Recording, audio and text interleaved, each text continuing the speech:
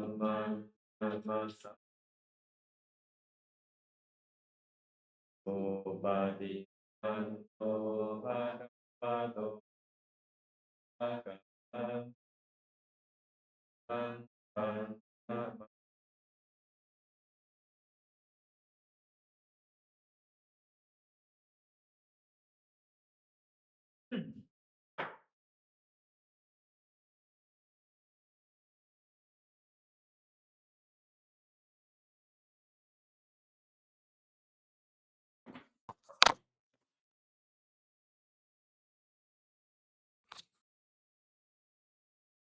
นะมื้อเช้านี้พวกเราเห็นอหย่างใดมื้อเช้านี้ฮอดไสกันแหน่ชื่อได้บ่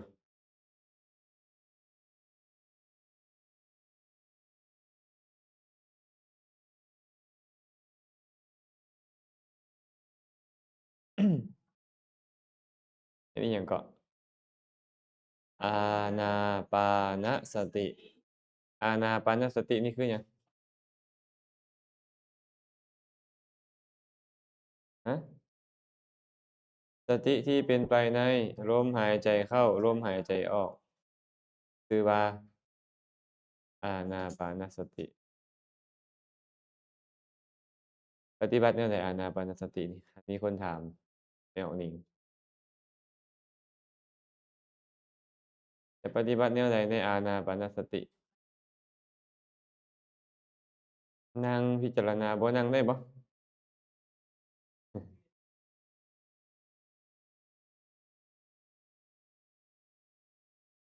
แต่เวลาพระพุทธเจ้าบอกจั่งใดนั่งกายตรงดำรงสติไว้เฉพาะหน้ากำหนดรู้เนาะเอาสติมากำหนดรู้ลมหายใจเข้าลมหายใจออกเอาใจเข้ายาวเข้าสั้นออกยาวออกสั้นกายรู้ที่เอิ้นว่าอานาปานสติแต่มื้อเช้านี้พวกเราได้เว้าเรื่องของ4อย่างเนาะชื่อได้บ่อานาปานสติมี16ขั้นตอนแต่เราเว้าไปแต่4ขั้นตอนเพราะเป็นอธิการของสมาธิและได้เว้าเรื่องของ4อย่างคือพรรณนาอนุพันธนาพุสนาถปนาทะอะพุทะทะอะพุทะทะอะพุทะครับเอาที่เห็น4อย่างเนาะคะนั่นน่ะคะก็มาจากคะนานาการนับลมจะมีการนับแบบตวงเข้าเปลือกแล่นับแบบเห็นไหมคนเลี้ยงงัวนับงัวออกจากคอกแดเห็นบ่คือนับช้านับไวนั่นเองและอนุพันธนาคือตามลมที่ตามลมก็หมายถึงการเบิ่งลมเข้าเบิ่งลมออกเบิ่งลมเข้าเบิ่งลมออกแล้วเราติดตามลมเมื่อติดตามลมพอครั้งหนึ่งแล้วเพิ่นจะเอิ้นว่าในของอนุพันธนาที่ถึงพุสนาเป็นการกระทบของมันเลยการกระทบเนาะการกระทบแล้วก็เข้าไปฮอดข้างในออกมาฮอดข้างนอกแบบใดบ่แต่การกำหนดอยู่หรือว่าเก่านี่แหละท้ายเป็นหยังถปนาถปนานี่หมายถึงการเฮ็ดนิมิตของสมาธิให้เกิดขึ้นแล้วให้ตั้งมั่นแล้วตอนนั้นอุปจารสมาธิเกิดขึ้นแล้วแต่ยังบ่ถึงอัปปนาฌาน4ขั้นตอนนี้หลังจาก4ขั้นตอนนี้พ่อจะค่อยมีการเข้าไปเพ่งพินิจอยู่ที่นิมิตของสมาธิแล้วจึงเป็นเหตุให้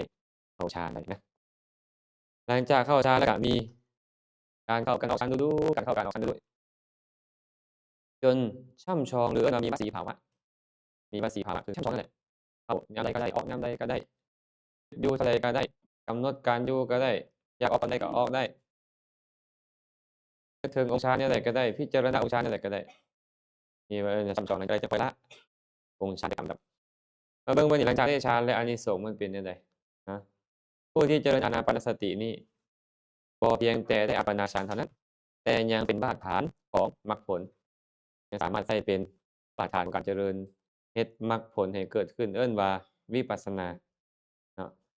ได้ฌานนั่นแหละเวลาเราเข้าฌานได้แล้วได้ฌานนั้นเป็นบาตการเจริญวิปัสสนาเนี่ยมีอยู่2แบบสมถญาณิกะและวิปัสสนาญาณิกะ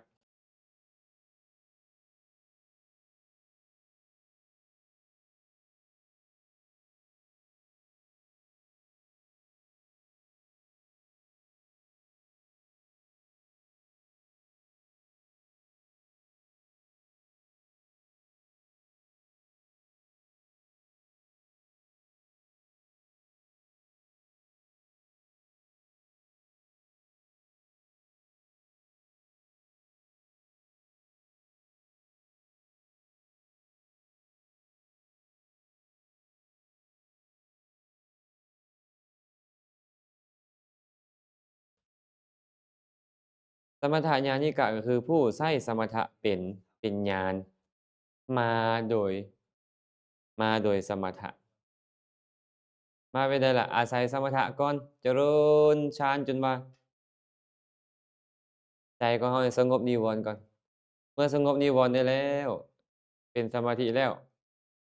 จังค่อยมาพิจารณาองค์ฌาน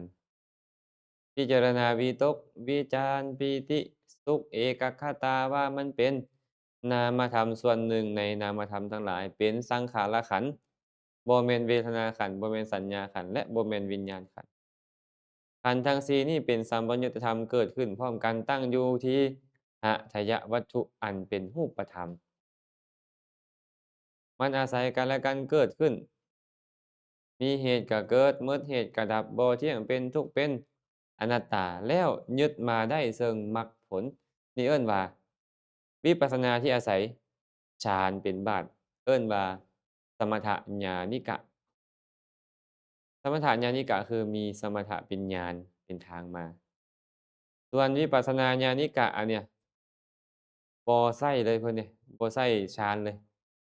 มันฟุ้งซ่านก็ยามันก็พิจารณาไปนั่นแหละพิจารณาแล้วๆแล้วๆเล่าๆแล้วๆแล้วๆใจมันก็หายฟุ้งซ่านได้สุดท้ายก็ เจริญวิปัสสนาจนบรรลุเป็นพระอริยเจ้าได้เอิ้นพระอริยเจ้าแบบนี้ว่าสุขวิปัสสกเคยได้ยินบ่อรหันต์แห้งแล้งสุขวิปัสสกะหรือสุขวิปัสสโกพระอรหันต์มีหลายแบบเด้อสุขวิปัสสโกเตวิชชา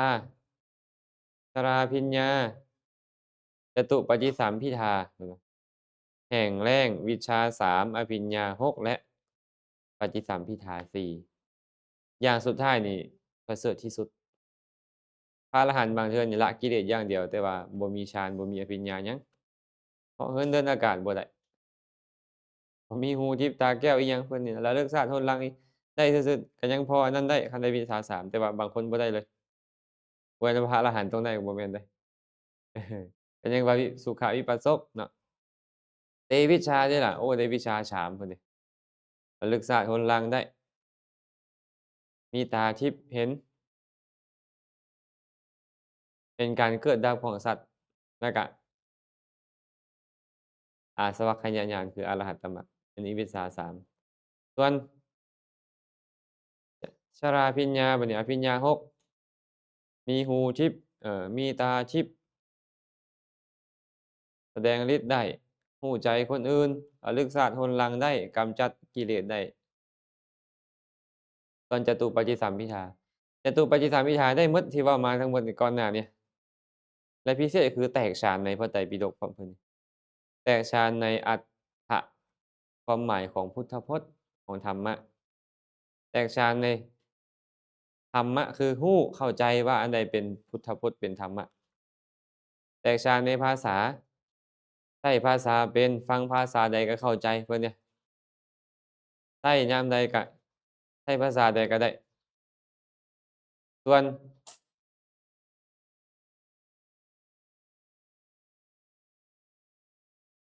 ปฏิภาณปฏิสัมภิทาปฏิภาณแปลว่ากำจัดข้าศึกแม่นบ่บ่ข้องบ่คามีปฏิภาณดีเขามักได้ยินว่ามีแต่ปฏิภาณดีบ่ข้องบ่ขัดบ่คาหยังเจ้าถามมาโลดถามมาแนวใดข้อยสิตอบให้พระพุทธเจ้าจึงบอกว่าบ่แม่นฐานะบ่แม่นโอกาสที่บุคคลผู้ใดปฏิสัมภิทาข้อนี้จะจนอาจจนมุมด้วยอัตจะจนมุมด้วยธรรมบ่มีบ่มีดอกถามมาแล้วตอบบ่ได้บ่มีให้แสดงอันใดแล้วแสดงบ่ได้บ่มีอันนี้เนาะเป็นพระอรหันต์ผู้ประเสริฐที่สุดฉะนั้นอานาปานสตินี่นะมันสามารถใช้เป็นบาตรในการเจริญจนบรรลุมรรคผลได้เพราะว่าหลังจากเจริญอานาปานสติได้แล้วก็ใจสงบเฉพาะอานาปานสติบ่สามารถที่จะบรรลุอรหัตได้แต่ว่าอานาปานสตินี่เป็นเบื้องต้นก็เลยเป็นปัจจัยแก่การตรัสรู้ได้ในที่สุดเพิ่นเลยใช้ว่าอานาปานสติเป็นเหตุให้ถึงที่สุดทุกข์สามารถป้องกันมิจฉาวิตกได้กามวิตกทั้งหลายพยาบาทวิตกทั้งหลายวิหิงสาวิตกทั้งหลายเนี่ยป้องกันได้ ที่เกิดขึ้นกับตนได้นำสำหรับทานที่บรรลุอรหันต์ด้วยการเจริญอานาปานสติเป็นบาตรฐานนี้ยอมสามารถกำหนดรู้อายุสังขารของตนเองว่าจะอยู่ได้เท่าใดอีกจักมื้อจะตายและรู้กาลเวลาที่จะปรินิพพานของตัวเองนำรู้พร้อมว่าสิปรินิพพานเวลาใดเคยมีพระเถระองค์หนึ่งเพิ่นเจริญคุณธรรมบรรลุอรหันต์มามื้อหนึ่งเพิ่นก็ไปสวดปาติโมกข์สวดปาติโมกข์ในวันอุโบสถใหญ่เนาะเรียบร้อยแล้วไปถามพระสงฆ์ท่านทั้งหลายพวกท่านเคยเห็นพระอรหันต์ทั้งหลายนี่เพิ่นปรินิพพานแบบใดแดเคยเห็นเพิ่นปรินิพพานแบบใดแดว่าซั่นบางคนเคยเห็นเขาก็ว่าเห็นนั่งคัดสมาธิแล้วปรินิพพานเห็นเหาะอยู่เทิงอากาศแล้วปรินิพพานองค์ใดก็เว้าไปตามที่ตัวเองเคยเห็นเพิ่นปรินิพพานนั่นนะเอาแล้วข้อยจะย่างจงกรมแล้วปรินิพพานแต่เบิ่งเด้อข้อยสิย่างไปฮอดปลายจงกรมและข้อยย่างมาฮอดครึ่งกลางจงกรมแล้วข้อยสิปรินิพพานอยู่หั่นแหละเว้าปุ๊บมันก็ลงไปสู่ฐานจงก้นจงกรมย่างฮอดสุดเบิ้นจงกรมแล้วก็ย่างกลับมาพอมาฮอดกลางทางจงกรมก็ปรินิพพานล้มฟุบลงโลดกระนั้นนี่เอิ้นเป็นการปรินิพพานของผู้ที่เจริญอานาปานสติมาดีเนาะฮู้มื้อตายฮู้เวลาตายคือพวกเรานี่เป็นตาฮู้บ่ฮู้แต่สิตายเนาะเห็นบ่นางอันธิดาสร้างฮูกแม่นบ่ธิดาสร้างฮูกตอบพระพุทธเจ้าเนาะเอาเล่าเรื่องนี้ให้แม่ออนศรีฟังจักบาดหนึ่งให้เราจื้อบ่จื้ออภิธรรมก็อย่าเลามีธิดาของสร้างฮูกลูกสาวของสร้างฮูกเนาะลูกสาวของสร้างฮูกนี่น่ะเล่าไปฟังพระพุทธเจ้าพระพุทธเจ้าเทศน์เรื่องหยังล่ะมรณานุสติแล้วก็ไปเจริญมรณานุสติเจริญได้ผ่านไปเป็นปีสองปีได้บ่ออกถมพระพุทธเจ้าก็ลุกขึ้นมาตอนเช้าเข้าพระมหากรุณาสมาบัติแผ่คายพยานไปว่าผู้ใดน้อเหมาะในการจะบรรลุธรรมจะได้ประโยชน์จากพระองค์ปรากฏว่าลูกสาวของสร้างโอ้โฮผู้นี้นี่นะเข้าไปในข่ายพยานของพระองค์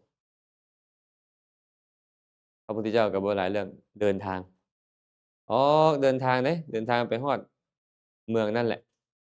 ชาวบ้านชาวเมืองก็ไปต้อนรับก็ถวายอาหารแต่ว่าธิดาสร้างโอ้โฮเราเป็นลูกคนทุกข์อะเนาะเราบ่ได้มีเวลาคือผู้อื่นนี่แม่นบ่ล่ะก็ต้องเฮ็ดเวียกคันบ่เฮ็ดเวียกพ่อก็ให้เฮ็ดจั่งใดดีได้ยินข่าวว่าพระพุทธเจ้ามาตัวเองบัดเลื่อมใสในพระพุทธเจ้าอยู่แล้ว แล้วก็เจริญมรณานุสติตามที่พระองค์สอนอยู่แล้วหั้นนะจะไปหาพ่อก่อนบ่หรือว่าไปฟังธรรมก่อนคันไปหาพ่อก่อนก็ย้านพระพุทธเจ้าเทศน์แล้วแล้วสิไปบนอื่นซะคันบ่เอาพวกเส้นได้ไปให้พ่อพ่อก็สิให้เอาจั่งใดดีเนาะพุ่นน่ะจั่งใดก็จั่งเถาะไปฟังธรรมก่อนซะตัดสินใจไปฟังธรรมเนาะชาวบ้านนั่นถวายอาหารแล้วจับบาตรพระพุทธเจ้าไว้หวังจะให้พระพุทธเจ้าเทศน์พระพุทธเจ้าก็เสยบ่เทศน์มิดอยู่ ชาวบ้านก็บ่กล้าติงหยังก็นั่งอยู่หั่นแหละนั่งมิดใส่กันอยู่หั่นแหละเคารพในพระพุทธเจ้าแรงอะนะจนว่านางอันนี้นี่ย่างไปฮอดพระพุทธเจ้าเห็นเรามาแต่ไกลเอิ้นถามเรากุลธิดาเจ้ามาแต่ไสบ่ฮู้เขาหน่อยเจ้าสิไปไสซั้นน่ะบ่ฮู้เขาหน่อยเจ้าบ่ฮู้หวาฮู้เจ้าฮู้หวาบ่ว้าเป็นตาร้ายแท้นางอันนี้เนาะ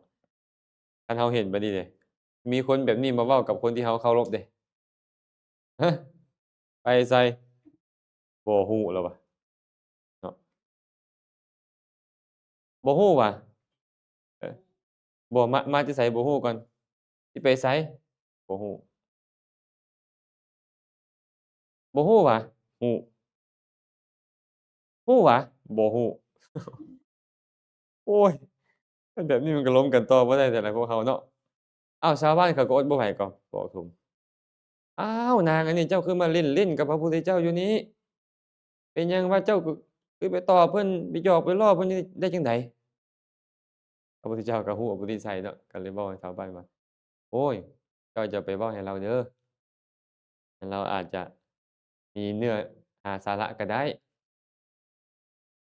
พระเจ้าก็ถามว่าเป็นหยังตถาคตถามเจ้าว่าฮู้มาแต่ไสเจ้าบอกบ่ฮู้สิไปไสเจ้าก็บอกบ่ฮู้ถามว่าฮู้ว่าบ่ฮู้ว่าพัดฮู้ถามฮู้ว่าพัดบ่ฮู้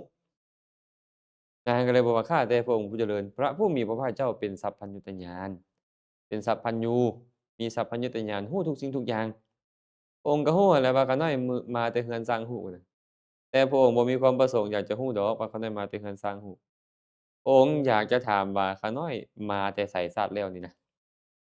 แล้วจะเกิดเป็นอิหยังจังค่อยมาในชาตินี้น่ะข้าน้อยก็เลยตอบว่าบ่ฮู้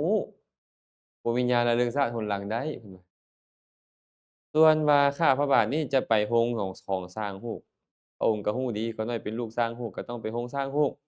แต่พระองค์บ่มีความประสงค์อยากจะฮู้ว่าข้าน้อยไปหั้นดอก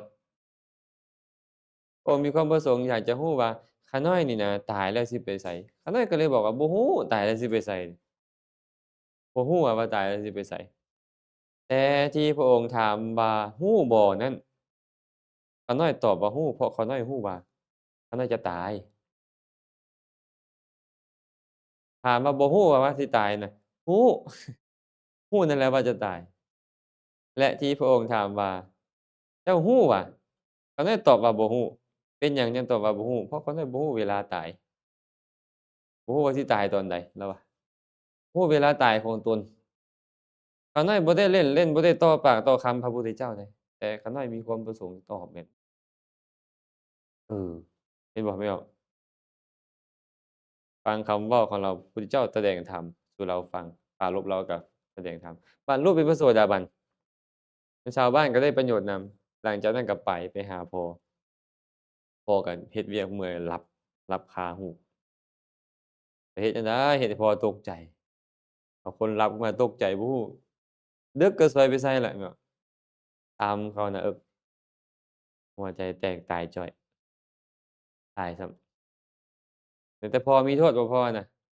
เจตนาฆ่าเจตนาทำให้บ่บ่มีตกใจตกใจเนาะแล้วก็เฮ็ดให้เสียชีวิตไปแต่ว่าเราเป็นโสดาบันไปแล้วเดะคือพวกเรานี่มาฟังแต่เรื่องเราจะไปแบบบอกแบบเราบ่ได้แม่นบ่แพรวมาจะไสแพรวบ่ฮู้สิไปไสแพรวบ่ฮู้บ่ฮู้ว่าฮู้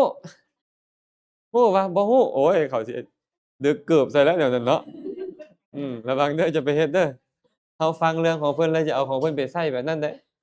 เบิ่งคนเด้เนาะคันเว้ากับแม่ออกนกก็อาจจะยิ้มใส่คันเว้ากับผู้อื่นแล้วโอ้ยเกือบอีแตะเขาดึกใส่เดะ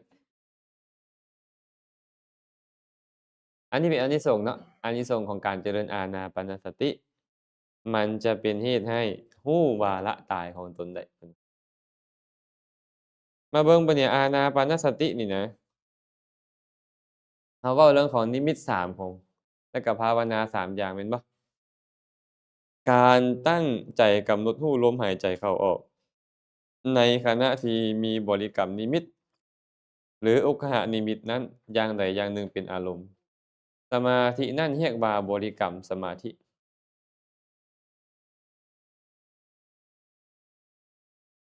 ในขณะที่เราระลึกรู้เอิ้นว่าบริกรรมระลึกรู้เข้าออกออกอยู่หั่นน่ะหรือเริ่มตั้งแต่นับ1 2ไปพู้นแหละนั่นเอิ้นว่าบริกรรมสมาธิเริ่มเอาสมาธิมาจดจ่ออยู่ในการนับหรืออยู่ในลมแล้วอะนะเอิ้นว่าบริกรรมสมาธิอา การตั้งใจกำหนดรู้ลมหายใจเข้าออกที่มีปฏิภาคนิมิตเป็นอารมณ์แต่ยังบ่ถึงอัปปนาสมาธินั่นเรียกว่าอุปจารสมาธิตอนถปนาแม่นบ่ลำดับของถปนาเนาะแสงที่มันเป็นนิมิตนั้นมาเป็นอันเดียวกับลมหายใจแล้วนั่นมันตั้งมั่นอยู่เป็นอันเอิ้นว่าปฏิภาคนิมิตตอนที่มันมาทีแรกเอิ้นว่าอุกขนิมิตเห็นเปล่า ตอนที่มันสว่างสวัยจะได้เอิ้นว่าปฏิภาคานิมิตเอาจิตไปฮู้ตอนนั้นแล้วหั้นน่ะพี่น้อง ฮู้ได้ตัวนั้นเอิ้นว่าอุปจาระแล้วแต่ยังบ่คันได้ฌานยังบ่คันได้ฌานเพิ่นเลยเอิ้นว่าอุปจารสมาธิการตั้งใจกำหนดรู้ลมหายใจเข้าออกที่ปฏิภาคนิมิตเป็นอารมณ์โอ้ลืมเขียนมีด้วยเนาะทีอัปปนาที่เทิงอัปปนาแล้วสมาธินั้นเรียกว่าอัปปนาสมาธิฌานนั่นแหละเอิ้นว่าอัปปนาสมาธิฌานที่อาศัยอานาปานสตินั้นเป็นไปฌานที่อาศัยลมเป็นไปนะเอิ้นว่าอัปปนาสมาธิตอนได้ฌานแล้ว อุปจารสมาธิเป็นมหากุศลมีปฏิภาคนิมิตเป็นอารมณ์อุปจารสมาธินี่คืออย่างไรโดยสภาวะของมันน่ะมหากุศลญาณสัมปยุตมหากุศลญาณสัมปยุตชื่อว่าอุปจารสมาธินี่กุศลตัวนั้นเกิดติดต่อกันเนืองๆเลยตอนนั้นน่ะบ่มีนิวรธรรมเลยมากั้นเลยนั่นเอิ้นว่าอุปจารสมาธิเป็นกามวจรกุศล โสภณจิตประเภทมหากุศลญาณสัมปยุตอัปปนาสมาธิเป็นมหัคคตะมีปฏิภาคนิมิตเป็นอารมณ์เช่นกันมหัคคตะมีจักอย่างแม่เพชรคือคือหยังโอ้มีกุศลเท่าใดน่ะ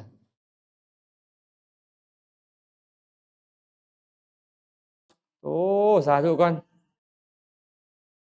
อานาปานสติได้จักอย่างอันในบรรดา999หันน่ะ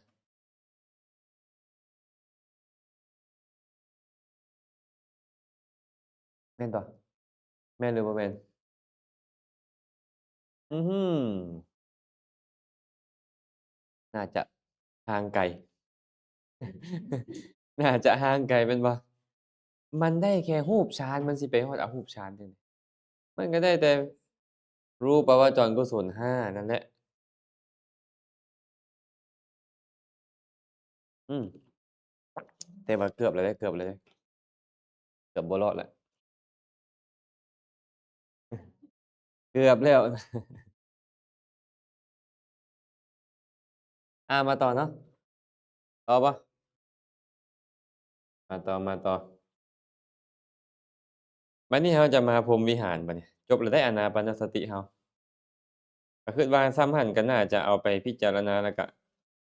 ปฏิบัติได้แล้วเกี่ยวกับอานาปานสติแต่ก็อย่าหลงเนาะอย่าหลงอย่าหลงสภาพของมันบัดนี้เรามาต่อพรหมวิหารบัดนี้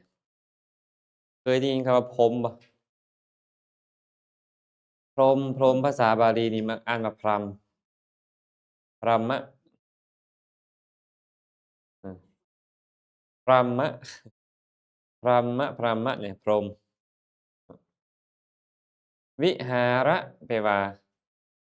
ที่เป็นที่อยู่หรือว่าเครื่องอยู่อาศัยก็ได้ไอ้วิหาระตัวเนี้ยมาบวกกันมันก็เลยกลายเป็นพรหมวิหาระเขาว่าเอิ้นว่าพรหมวิหารพรหมวิหารแปลว่าธรรมเป็นเครื่องอยู่ของพรหมหรือธรรมของท่านผู้ประเสริฐหรือบ่อนอยู่อันประเสริฐก็ได้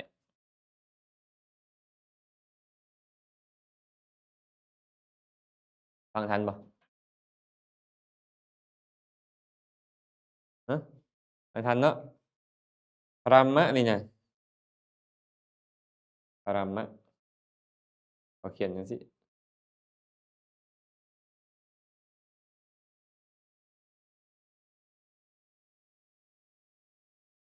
มาจากพหธาตุกลายเป็นพหะลงมันปัจจัยกลายเป็นพรหมะวิหาระมี2ศัพท์พรหมะแปลว่าประเสริฐเจริญก็ได้แต่มันมาจากธาตุที่แปลว่าเจริญนั่นแหละวิหาระก็มาจากวิหระนะแต่ว่าแปลงเป็นวิหาระวิหาระเครื่องอยู่หรือที่อยู่เนาะ เครื่องอยู่อาศัยของผมหรือที่อยู่อาศัยของผมเอิ้นว่าพรหมวิหารพรหมนี่น่ะเขาเจ้ามีธรรม4อย่างนี้ก็ผมเลยมักได้ยินเขาเจ้าว่าพรหม4หน้าแม่นบ่เคยเห็นบ่พรหม4หน้าเออพรหม4หน้าอาตมาก็สิแปลกเติบอยู่เดะพรหม4หน้านี่อยู่ซื่อๆแล้วเหาะลงมาแล้วเฮ็ด4หน้ามาสิเบิ่งหน้าได้แล้วบุเบิ่งตอนใดก็เราสิว่าแนมหน้าเราแล้วเฮานี่เนาะแม่นบ่แต่ความจริงบ่แม่นดอกผมบ่เคยมี4หน้าแต่ผมมีธรรม4อย่างคือหยังล่ะเมตตาความปรารถนาดีกรุณาความเอ็นดูสงสารมุทิตาความชื่นชมยินดีและอุเบกขาความวางเฉยพรหมมีธรรม4ประการนี้ฟังทันเนาะมีครั้งหนึ่งท้าวมหาพรหมท้าวสหัมบดีพรหมแม่นบ่เคยได้ยินบ่สหัมบดีพรหมน่ะสหปฏินั่นแหละเอาเรามาแปลเป็นสหัมบดีพรหมเป็นบรมในพรหมมาแล้วทรงฤทธิศักดาแม่นบ่แม่นบ่ม่วนกว่าบริษัทในหมู่พรหมเพิ่นน่ะโอ้แสดงว่าเราเป็นใหญ่กว่าหมู่ในหมู่พรหมน้อมหัตถ์นมัสการเพิ่นว่า ประดิษฐานหน้าที่สมแสดงว่ายกมือขึ้นกระหม่อมแล้วควรแล้วจึงบังคมธุลีบาทพระศาสดากราบใกล้ๆตีนพระพุทธเจ้านั่นแหละเห็นเปล่าพี่หมอนก็แล้วก็อาราธนานิมนต์พระพุทธเจ้าให้ฟังธรรมให้แสดงธรรมพระพุทธเจ้ามีความดำริจะบ่แสดงธรรมแม่นบ่เพิ่นก็เลยอธิบายว่าท้าวสามบดีพรหมน่ะเข้าไปหาพระผู้มีพระภาคเจ้าแล้วเอาเข่าข้างหนึ่งลงพื้นสมมุติเอาเข่าข้างขวาลงพื้นยกขาข้างซ้ายขึ้น เอาศอกตั้งเทิงขาข้างซ้ายประคองอัญชลี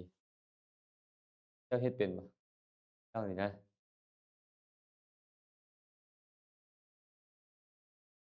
มันประมวลอยู่เออเข่าข้างหนึ่งเราลงแบบนี้แต่เข่าข้างหนึ่งเราขึ้นแบบนี้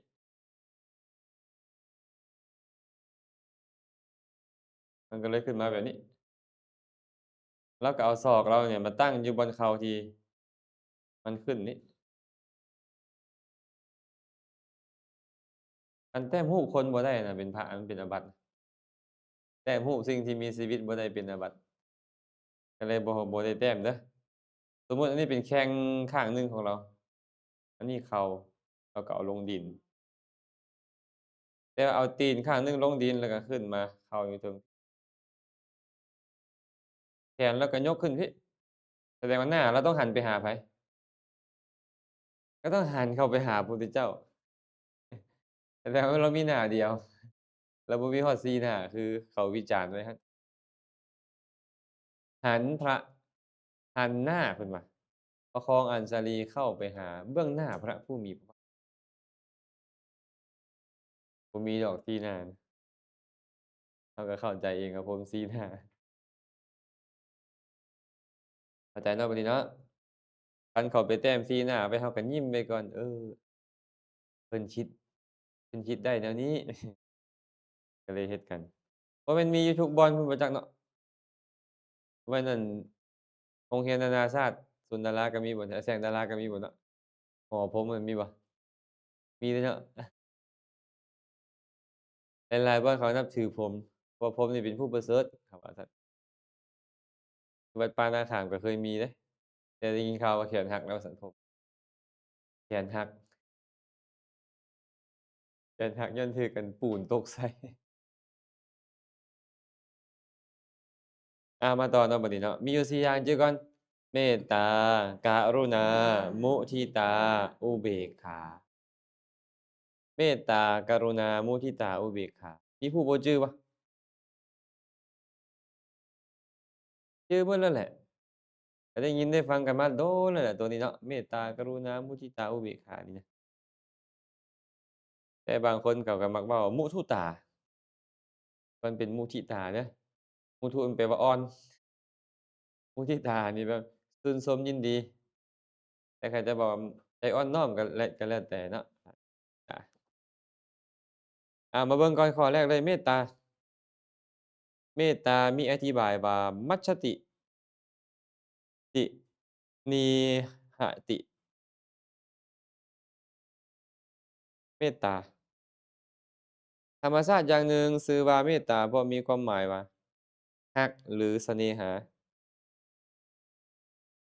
เคยได้ยินคำว่าความเสน่หาบ่แปลว่าหยังความเสน่หานี่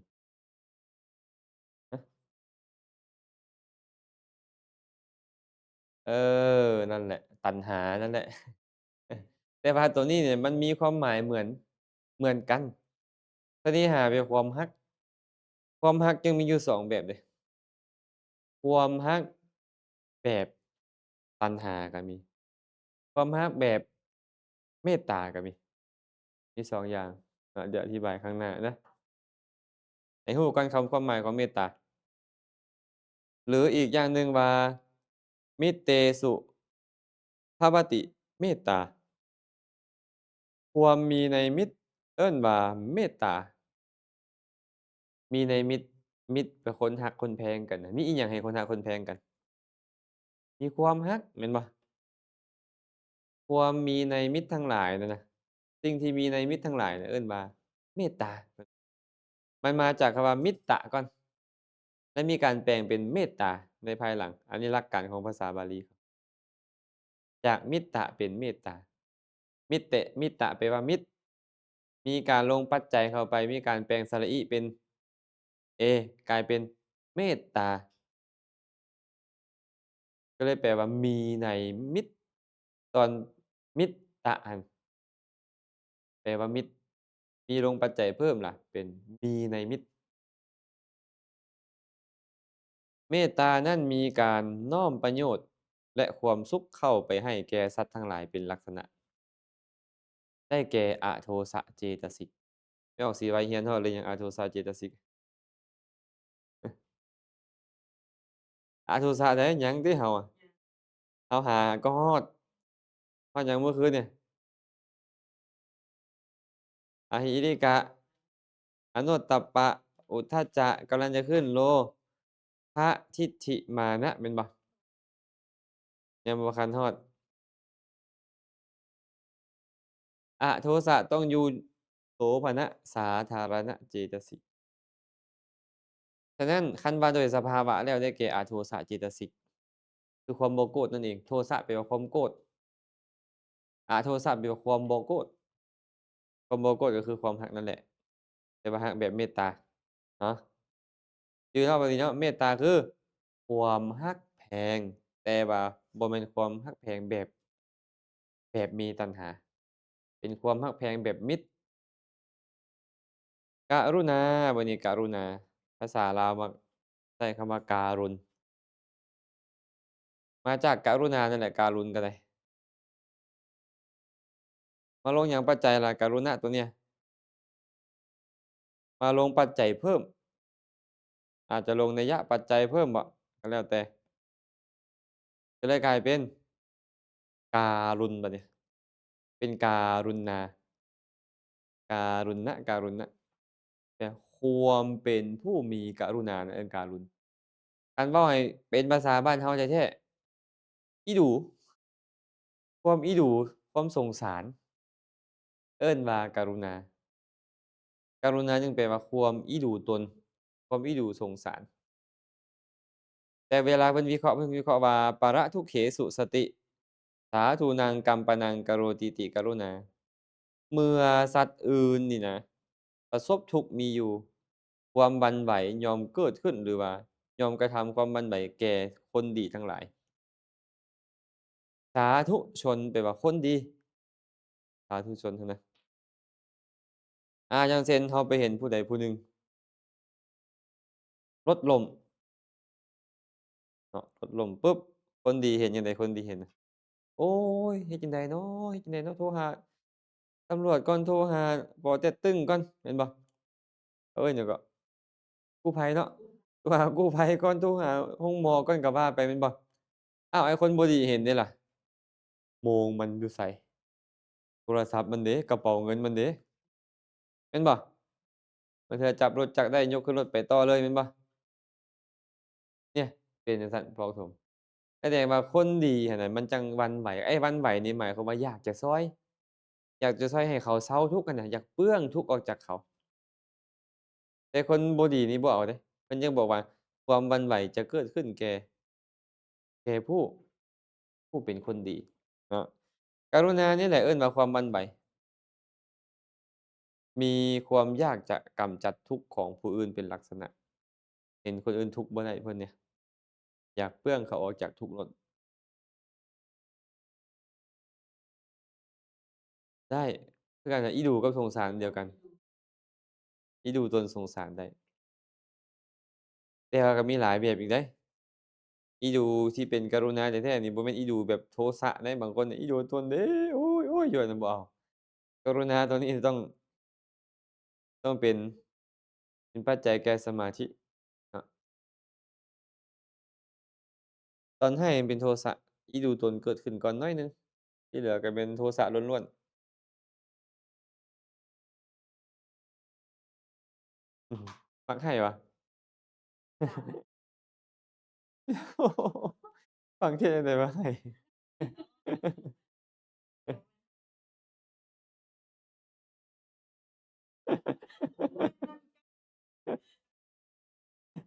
บ่เอิ้นว่าปิติอันนั้นน่ะเอิ้นว่าเซนซิทิฟเซนซิทิฟหวั่นไหวหวั่นไหวต่ออารมณ์อันใด บ่คือกันเป็น20นี่ก็กำลังของโทสะสนับสนุน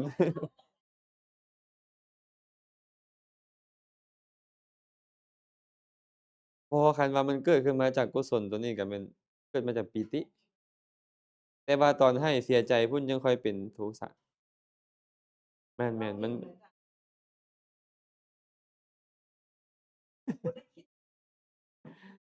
ันเป็นไปบ่ได้คนบ่มีจิตนี่น่ะเรากำลังเรียนกันเรื่องจิตโดยเฉพาะเลยนี่น่ะอืม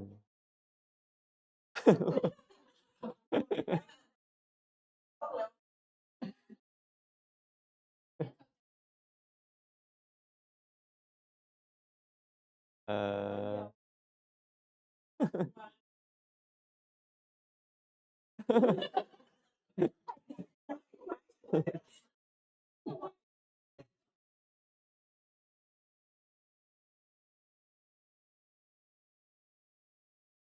อันนั้นบ่แม่นอาการของกรุณาดอกเนาะเบื้องต้นอาจจะเกิดจากความซาบซึ้งในสิ่งในบางอย่างและมันเป็นปัจจัยให้น้ำตาไหลก็มี และบางเทื่อนี่เป็นปิติเกิดขึ้นก่อนแต่เป็นปัจจัยให้โทสะมานำหลังก็มีเหลือใจเด้อันนั้นแม่นโทสะ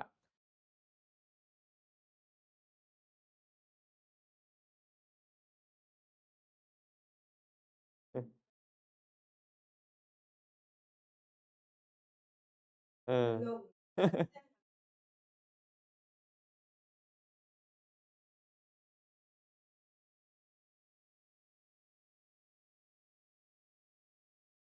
กรุณาหลายเด้อคนมีกรุณาหลายแต่ว่ามันเป็นปัจจัยให้เกิดโทสะอ่อนๆได้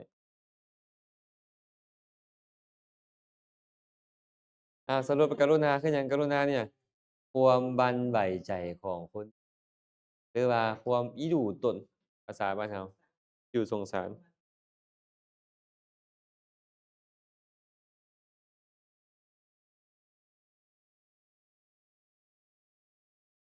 มาเบิ่งเนาะมุทิตาบัดนี้มุทิตา มุทิตามีอธิบายว่าโมทันติตายะตังสมังคิโนติมุทิตาสัตว์ทั้งหลายผู้พร้อมเพรียงกันด้วยธรรมชาตินั้นเพราะบันเทิงเพราะธรรมชาตินั้นเพราะเหตุนั้นธรรมชาตินั้นจึงชื่อว่ามุทิตา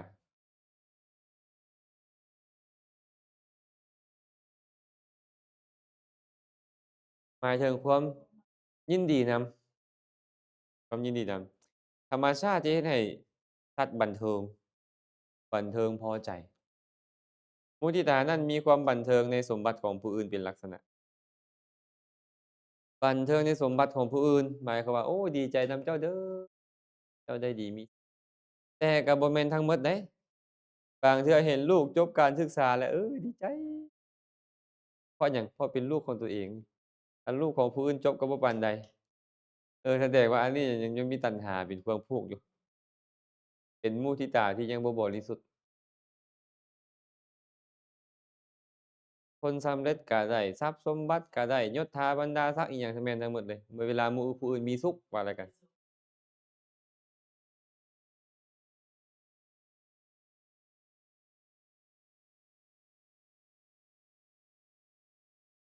อันนี้แหละเขาเว้าได้เขาเลยมักใช้คำว่ามุทิตาสักการะเขาเลยเว้าจั่งซี้เดะมุทิตาแปลว่าไปชื่นชมยินดีนำความจริงแล้วคำว่าอนุโมทนาก็ใช้ได้แต่ว่าเขาบ่มักใช้อนุโมทนาคือตามชื่นชมยินดีแต่เราล่ะอนุอนุโมทนานำแต่บุญเราอะน่ะเนาะก็บ่ได้เอามาใช้นี่เพิ่นก็ใช้คำมุทิตา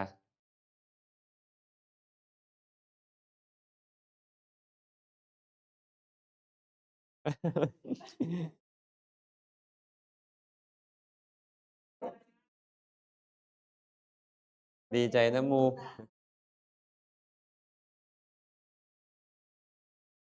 โอ้ได้ทรัพย์แล้วบัดนี้เนาะได้ทรัพย์แล้วเด้อบัดนี้เด้อ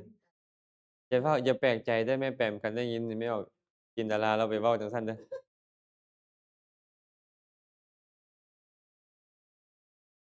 แสดงว่านี่ยินดีนำผู้อื่นเว้าจังซี่ก็แล้วกันยินดีนำผู้อื่นยินดีง่ายบ่เขาว่าแม่แปมง่ายบ่คันง่ายแล้วเป็นคนดีคันยากแล้วคนเป็นว่าเป็นคนบ่ดีคันยินดีนำหมู่ยากอะนะมามุทิตาสักการะแปลว่ามาสักการะด้วยความยินดีนำเออสักการะก็สักการะคล้ายๆบูชานั่นแหละ บูชาล่ะเอาของเขาไปให้สักการะล่ะเฮ็ดคักๆบูสักการะ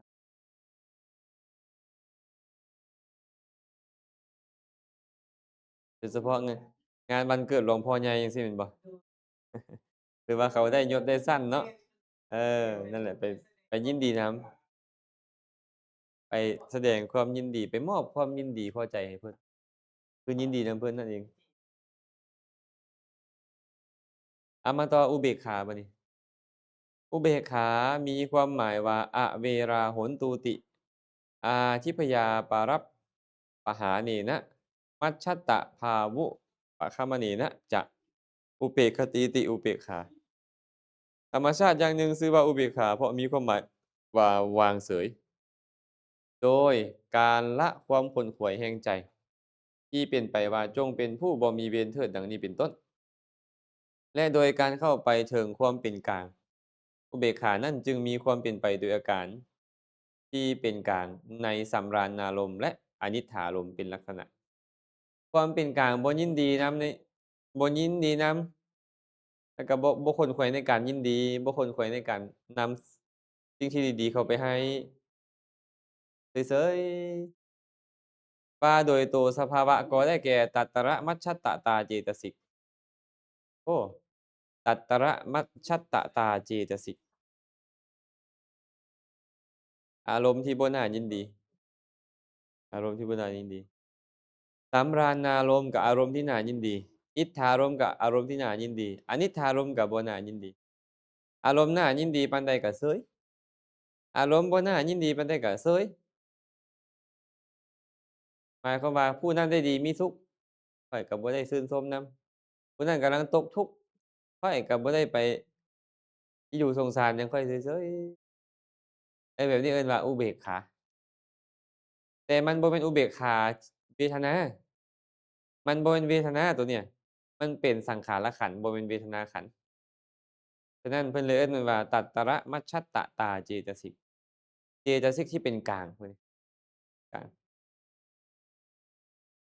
มาเบิ่งเติมจักหน่อยหนึ่งพรหมวิหารนี่นะยังได้อีกชื่อหนึ่งว่าอัปปมัญญาอัปปมัญญาสี่เฮาเรียนเนาะแม่นบ่อัปปมัญญาสี่เพราะมีสัตว์อันหาประมาณบ่ได้เป็นอารมณ์พรหมวิหารนี่ต้องแผ่ไปให้ได้ทุกคนเลย บ่ว่าจะเป็นทิศเหนือทิศใต้ตะวันตกตะวันออก เบื้องสูงทิศเบื้องต่ำทิศเบื้องขวางต้องให้ได้หมดทุกคนจังค่อยสิสามารถเป็นฌานได้คันยังมีการหักหลังสังเบียงอยู่แล้วแม่นยังบ่ได้แม่นบ่บ่ได้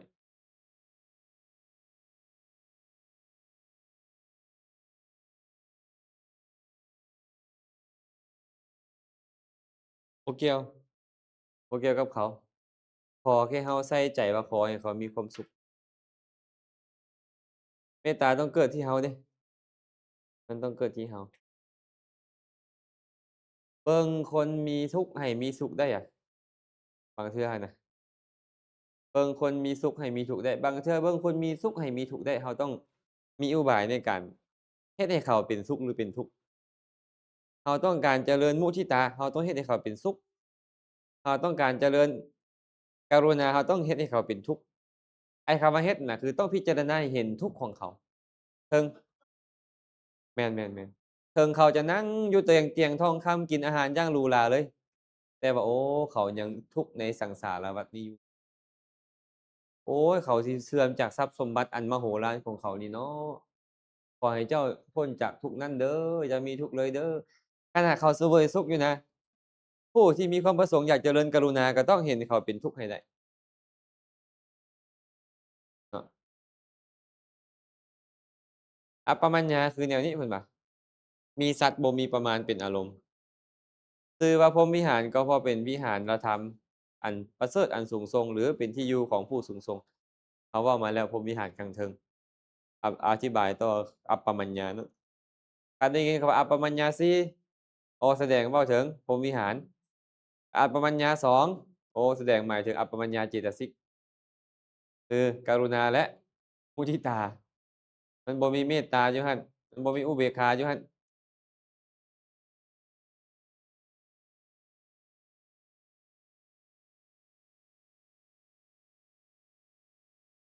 อิหยังก็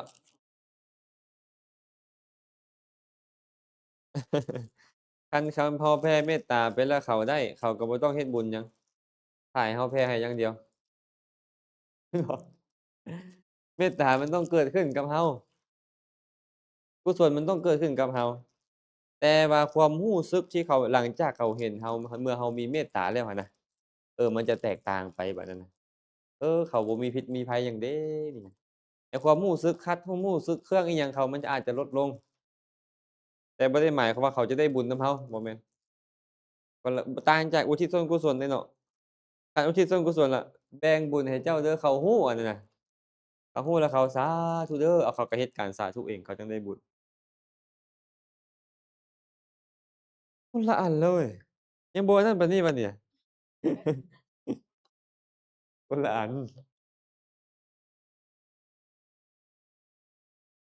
อุทิศส่วนกุศลบ่แม่นแบ่งบุญที่เราเฮ็ดแล้วให้เขาเจ้า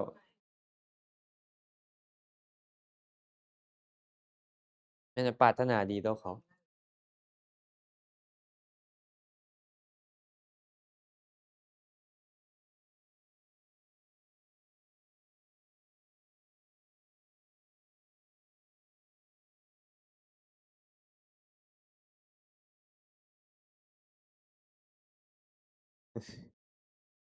มันเป็นอานุภาพของเมตตาว่าเมตตานี่ย่อมเฮ็ดให้คนรักเพิ่นก็ยังว่าเดี๋ยวเราจะเว้าอานิสงส์ของมันทางท้ายแล้วเราจะว่าอานิสงส์ของเมตตามันเป็นแนวนั้นมันบ่แม่นว่าเขาได้เมตตาจากเราแต่อานิสงส์ของเมตตามันเป็นแนวนั้น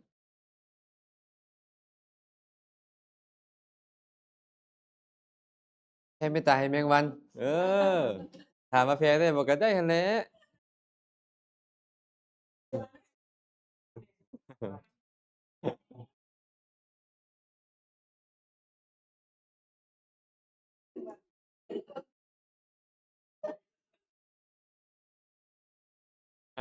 มาต่อเนาะ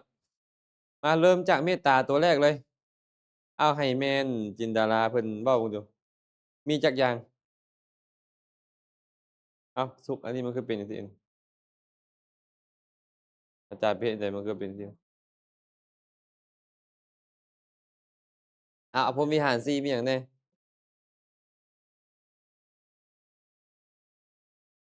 เออ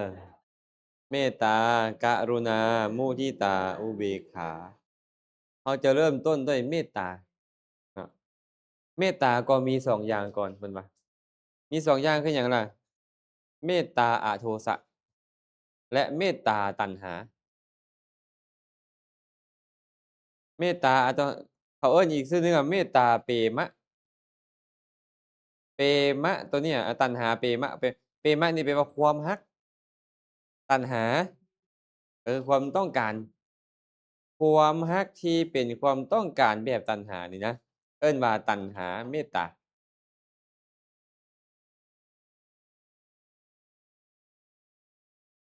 พอเข้าใจเปล่า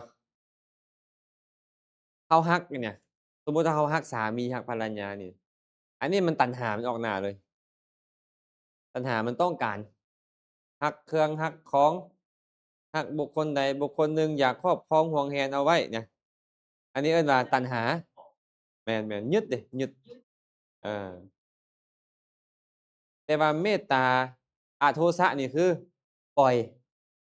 เมตตาตัณหานี่ยึดเมตตาอโทสะนี่ปล่อยพอแค่เขามีความสุขเขาอยู่ไสเฮ็ดหยังบ่อนใดได้เบิดเพิ่นเนี่ยแต่ตัณหานี่บ่ได้เขาต้องอยู่กับข้อยต้องเป็นของข้อยข้อยต้องครอบครองเอาไว้จังซี้มันก็เลยคนละเรื่องเลยความกำนัดยินดีกับความรักที่ปล่อยคนละอันกันเลยเนาะฉะนั้นสิ่งที่เรากำลังหมายถึงนี่เราหมายถึงหยังหมายถึง เมตหมายถึงเมตตาอโทสะเมตตาอโทสะนี่เนาะ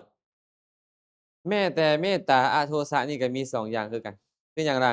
เมตตาธรรมดาและเมตตาให้ได้เชิงฌานเราเฮ็ดกันซุมื้อนี่นะเราบ่ค่อยมีเมตตาอันจะเป็นเหตุให้ได้ฌานเรามีแต่เมตตาเมตตาธรรมดาขอนึกถึงผู้นี้ก็ขอให้เจ้ามีความสุขเด้อนึกถึงผู้นั้นก็ขอให้เจ้ามีความสุขเด้อทุกเช้าทุกสวยทุกแรงที่เราเฮ็ดนั่นนะเอิ้นว่าเมตตาธรรมดาแม่นบ่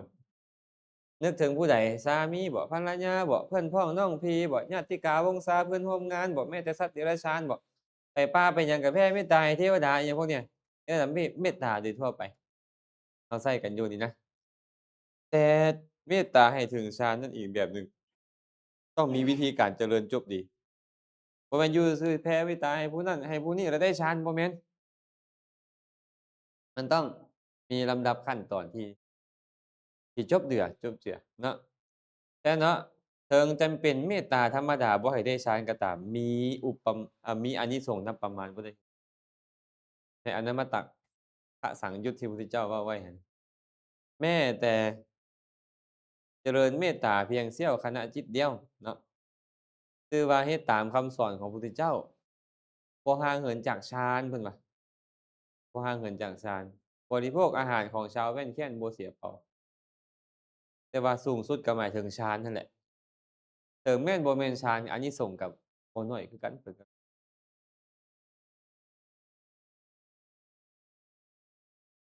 ตัวใดเนาะเจ้ากรรมนี่เนาะตัวใดเนาะ มันเป็นหน้าตาเราจั่งใดอันเจ้ากรรมกับนายเวรนี่น่ะ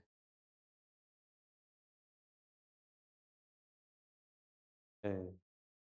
เจ้ากรรมหั่นน่ะคือเรานี่แหละเจ้ากรรมไอ้นายเวรนั่นน่ะอาจจะเป็นผู้จองเวรเราผู้จองเวรเราแล้วบังเอิญอันนี้บางคนก็บอกบ่มีดอกเจ้ากรรมนายเวรนั่นน่ะก็แล้วแต่เจ้าเข้าใจว่าเจ้าเข้าใจแบบใดคันเจ้ากรรมก็เจ้านั่นแหละเป็นเจ้าของกรรมเจ้าเองนี่นะ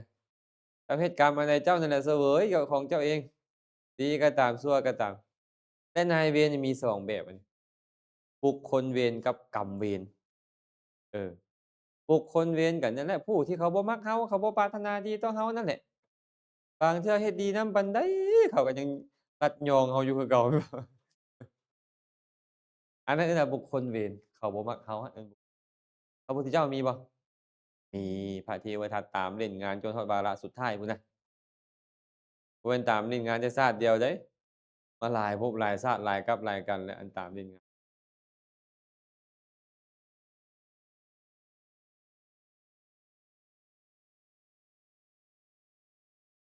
บ่มีดอกว่าเราที่บ่เคยเฮ็ดเลยมีหมด ตอนบางเทื่อเราไปเกิดเป็นงูเขาก็ไปซั่วเรากินบางเทื่อเขาเกิดเป็นอีนายเราก็ไปตำแจ่วเขากินสลับกันไปสลับกันมาอยู่นี่น่ะต่างแต่ว่าโกรธผูกโกรธบ่คันเขาผูกโกรธเราจังเอิ้นว่าผูกคนเวรแต่ความบ่ดีที่เราเฮ็ดบัดนี้สมมุติแม่เพลงไปตีอันร่างงูสิงมาแล้วก็มาให้เขาซั่ว อันนั้นก็เป็นกรรมแล้วอันตอนเจ้าตีมันจะจองเวรเจ้าหรือบ่จองเวรก็ตามกรรมเวรนี่มันจะเฮ็ดให้เจ้าประสบทุกข์มันจะนำความทุกข์มาหาเจ้าบัดนี้เจ้าจะต้องเข้าถึงอบายทุกขติวินิบาตเกิดมาเป็นมนุษย์จะถูกคนทุบจะถูกคนตีเกิดเป็นสัตว์สาวาสิงเจ้าก็ถูกทุบถูกตีอยู่นั่นแหละเจ็บหลังเจ็บเอวถือว่าอานิสงส์โทษของมันน้อยสุดแล้วฉะนั้นบ่แม่นอย่างอื่นอันเนี้ยกรรมเวรอันเนี้ยบาปความชั่วที่เจ้าเฮ็ดนั้นบ่มีไผเฮ็ดให้เจ้าอาตมาก็เลยเว้าเรื่อยๆว่าเวรนี่มี2เด้อ กรรมเวรกับคนเวรไอ้กรรมเวรก็พ่วงมาจากกิเลสนั่นเรานั่นแหละเอิ้นอีกชื่อหนึ่งก็คือกิเลสเวร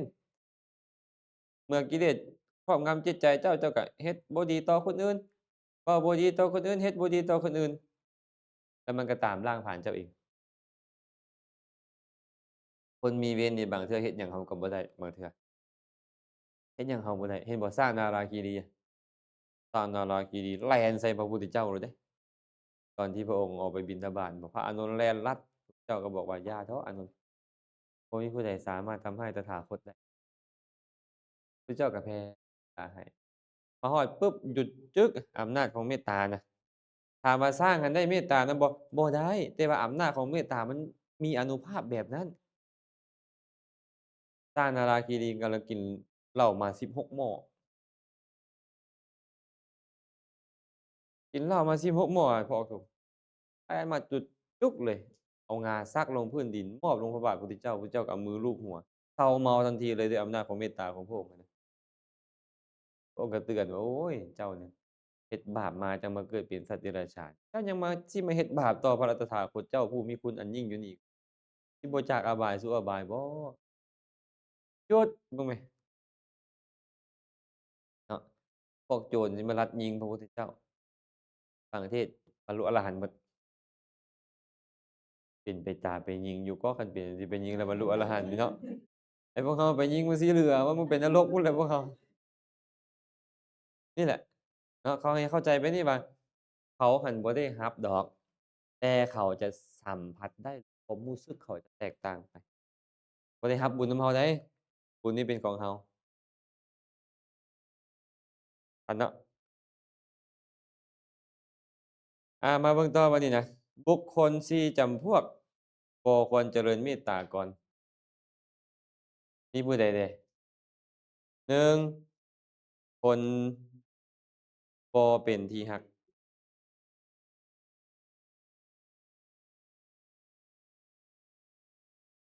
คนที่บ่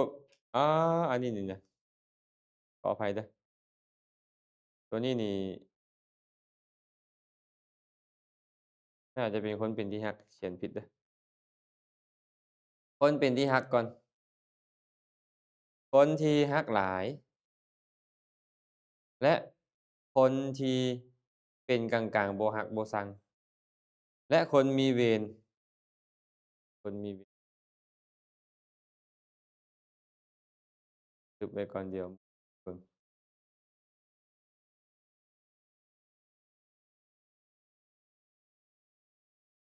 การเจริญเมตตามันต้องเจริญไปตามลำดับแต่ว่าถึงจั่งใดก็ตามคนเรานี่บ่ควรเจริญให้ก่อนคันเจ้าอยากได้ฌานนี่นะบุคคลผู้ที่บ่ควรเจริญเมตตาแบบเจาะจงคันเจ้าอยากได้ฌานนี่บ่ควรเจริญเมตตาเจาะจงก็คือคนที่มีเพศตรงกันข้ามเพศตรงกันข้ามกันผู้หญิงกับผู้ชายบ่ควรเจริญให้เจาะจงให้ผู้ชายโดยตรงผู้ชายก็บ่ควรเจาะจงหาผู้หญิงโดยตรงไอ้เจริญเมตตานี่นะเพราะว่าเมตตามันเป็นฝักฝ่ายของราคะหมายความว่ามันเป็นเหตุแห่งราคะเกิดขึ้นได้ง่ายเนาะ บุคคลที่เจริญเมตตาบ่ได้เลยคือคนที่ตายไปแล้วบ่มีทางได้ฌานเพิ่นว่าเจริญเมตตาให้คนตายนี่นะฌานแต่ว่าการเจริญเมตตาเนี่ยมันต้องมีลำดับของมันเดะเจ้าอยากให้ได้ฌานอันนี้เราจะตัดออกไป ริญเมตตาโดยทั่วไปเราจะมาเว้าเจริญเมตตาเพื่อให้ได้ฌานเฮ็ดแนวใดล่ะวิธีการเจริญเมตตาให้ได้ฌาน1ให้เจ้าเห็นโทษของของความโกรธก่อนและให้เจ้าเห็นอานิสงส์ของความอดทนของเมตตาตัวนี้ต้องมาก่อนเดะคันคนบ่เห็นโทษของโทสะเขาก็บ่อยากจะเจริญเมตตาให้ดีขึ้นไปได้เราต้องเห็นโทษก่อนพิจารณาให้มันเห็นโทษโอ๊ยลูกฆ่าพ่อฆ่าแม่ก็ญ้อนโทสะนี่แหละฆ่ากันฆ่าฟันรันแทงกันทุบตีกันก็ญ้อนโทสะนี่แหละแม่นบ่บ้านเมืองเดือดร้อนบ่เป็นสุขก็ย้อนโทสะนี่แหละ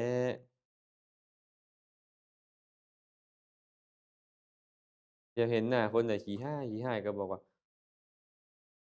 ย้อนหยังย้อนโทสะนี่แหละเป็นเหตุให้เขาขี้ร้ายหั้นนะเห็นเป็นโทสะเห็นโทษของมันแล้วบัดเนี่ยการที่ข้อยใช้อารมณ์เฮ็ดอิหยังกระโชกโฮกฮากอารมณ์ฉุนเฉียวไปเสียหมู่เสียพวกก็ย้อนโทสะเสียเวียกเสียงานก็ย้อนโทสะโทสะนี่มันบ่ดีเลยเนาะเมื่อเราเห็นแบบนี้แล้วบัดนี้ก็ต้องค่อยพิจารณาว่าความอดทนเป็นแนวใด อดทนแล้วมันดีไปไดคนฮักหลายบ่คนอดทนเนี่ยคนฮักพระสัมมาสัมพุทธเจ้าตรัสพระสูตรสูตรหนึ่งเอาไว้ในคัมภีร์อังคุตตรนิกายปัญจกนิบาตพระองค์บอกว่าภิกขุทั้งหลายโทษของความบ่อดทนมีอยู่5ประการพุ่น5ประการมีหยังได้ล่ะคนบ่อดทนยอมบ่เป็นที่รักบ่เป็นที่พอใจของมหาชนไผก็บ่มักอยากจ้างว่าอันลูกน้องขี้คร้านบ่อดทนจักนี้เนี่ยฮะบ่ฮักบ่อันลูกผู้บ่อดทนจักนี้นี่ก็บ่คือกันระวังเด้อ ระวังเด้อปูทางหลังอะเด้อ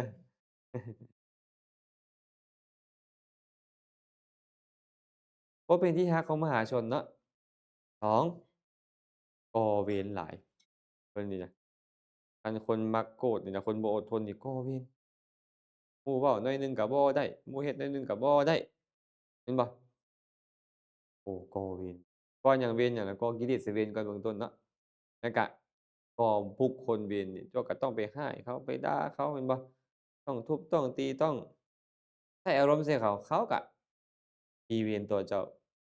ก็เลยว่าเป็นผู้มีเวรหลาย 3เป็นผู้มีโทษหลายโทษหลายกันนั่นแหละกิเลสคือโทสะมันเกิดขึ้นในใจเผาผลาญจิตใจแล้วบ่พอลากเข้าไปนรกพร้อมแม่นบ่ลากเข้าไปนรกพร้อมแสดงอาการกระด้างกระเดื่องกระฟัดกระเฟียดเป็นต้นนี่แหละมันก็เป็นโทษหลาย4หลงกระทำกาละเผลอตายอีกต่างหากตายแบบเผลอบ่มีสติสัมปชัญญะตายสุดท้ายเดะ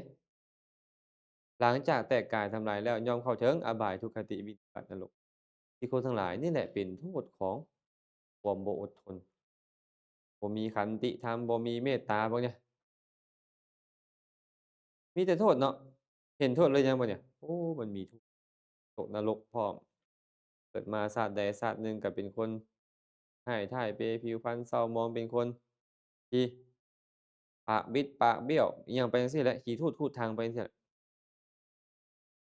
ตรงกันข้ามนี่ล่ะภิกขุทั้งหลายอานิสงส์ของความอดทน5ประการ1ผู้มีความอดทนจะเป็นที่รักของมหาชนผู้ใดก็รักเบิ่งแม้เฒ่าอันนั้นน่ะนางอันนี้น่ะเลาอดเลาทนดีเดะ เฮ็ดอิหยังก็มีน้ำอดมีน้ำทนเด้ก็บ่ย่อหย่อนบ่ท้อถอยเด้บ่ค่อยโกรธผู้ใดเด้บ่ค่อยเคืองไผเด้เนี่ยอ้อ2บ่ก่อเวรเพิ่นบ่ก่อเวรกับไผไผร้ายมาเพิ่นก็เซยไผด่ามาเพิ่นก็เซยไผทุบตีมาเพิ่นก็เซยไผเบียดไผเบียนมาเพิ่นก็เซยอันนี้บ่ก่อเวรกับไผ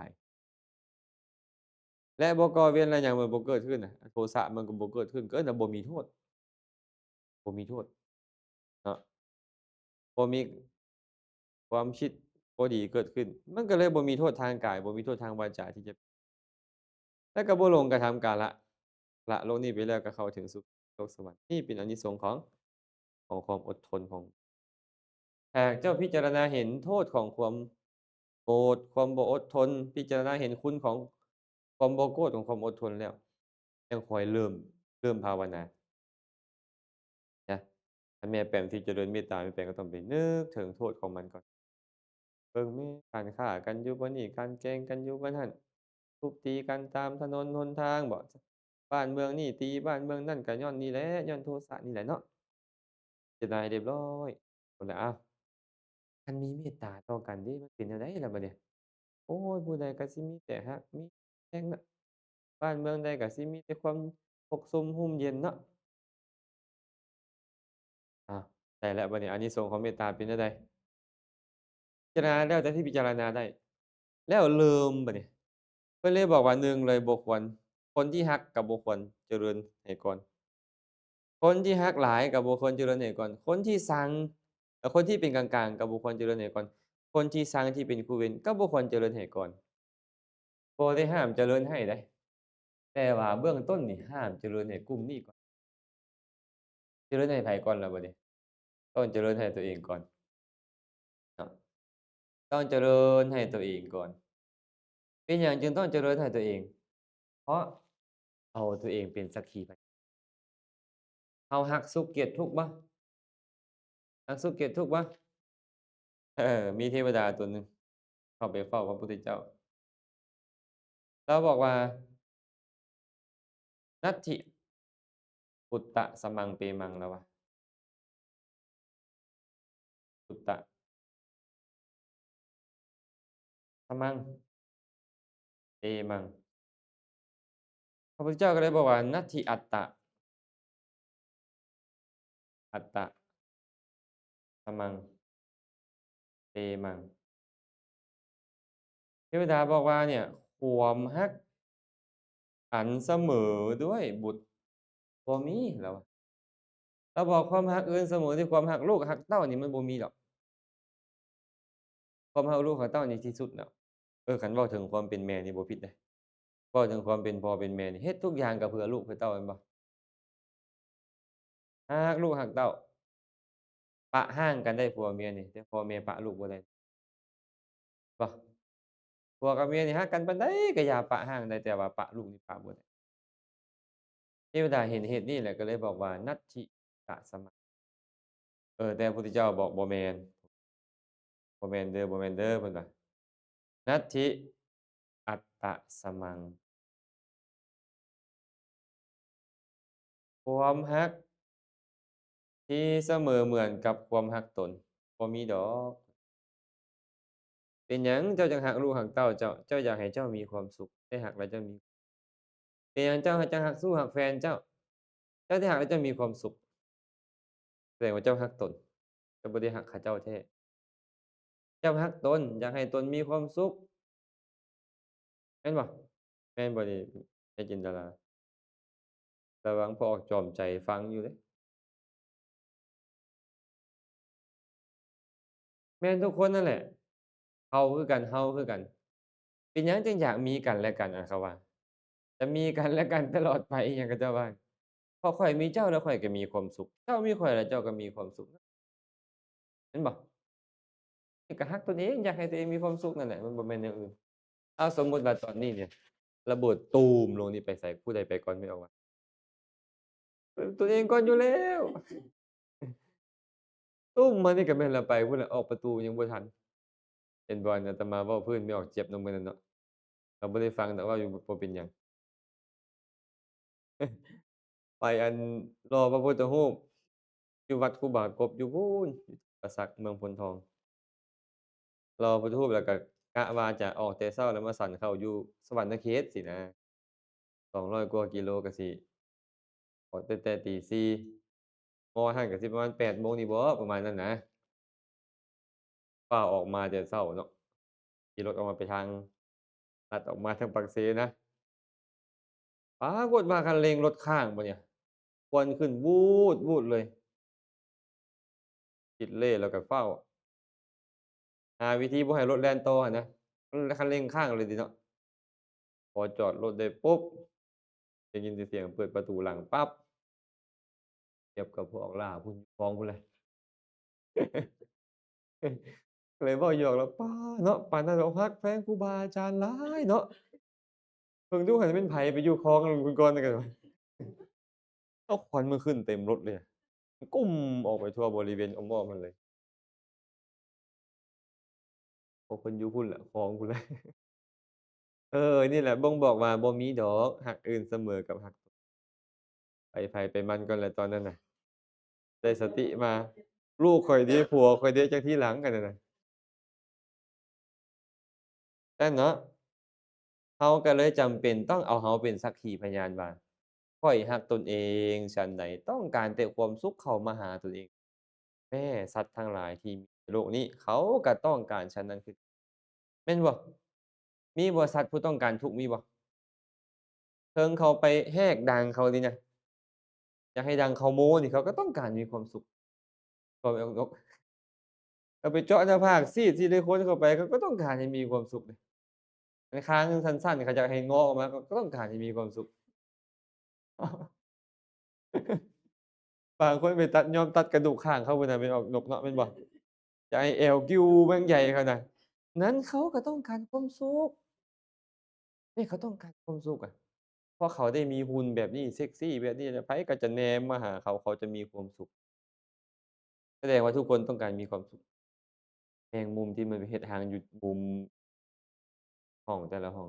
มันก็ต้องการความสุขมันอยากไปจับแมงไหม้ชนิดใดชนิดหนึ่งที่กายมาทางนี้แล้วมันจะได้กินจะมีความสุข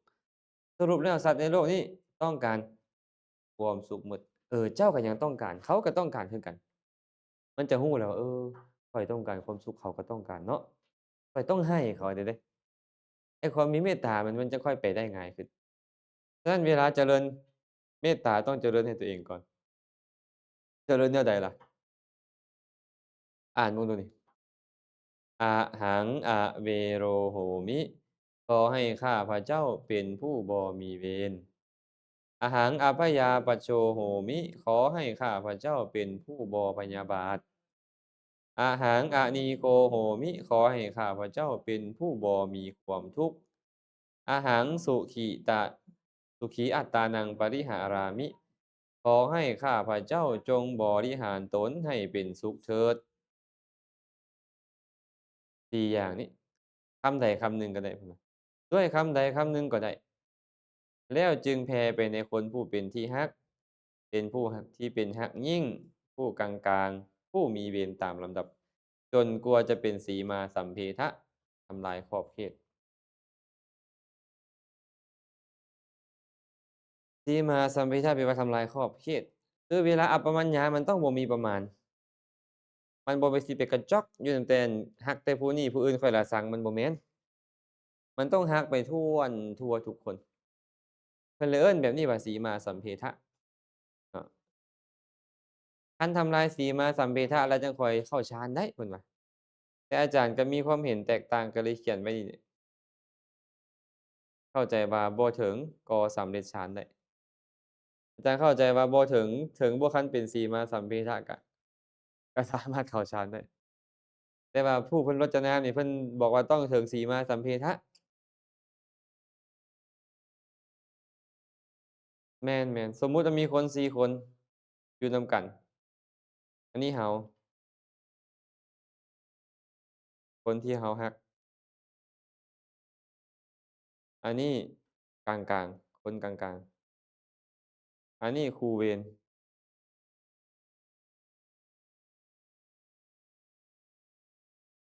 ถ้าหากว่า4คนนี่อยู่ในสถานที่เดียวกันตัวเราผู้หนึ่งคนที่เรารักผู้หนึ่งคนที่เป็นกลางๆผู้หนึ่งและคนที่เราชังคือเป็นคู่เวรของเราผู้หนึ่งมีมหาโจรผู้หนึ่งต้องการจะบูชายัญและอยากได้ชีวิตคนคนหนึ่งไปบูชายัญมหาโจรมา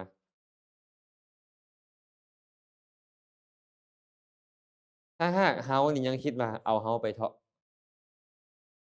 ให้คนอื่นมีความสุขยังบ่ชื่อว่าสีมาสัมเพทะยังบ่ชื่อว่าสีมาสัมเพทะเดะหากเจ้าจะให้เอาคนที่เจ้ารักไปแล้วปล่อยคนอื่นไปก็ยังบ่แม่นอยู่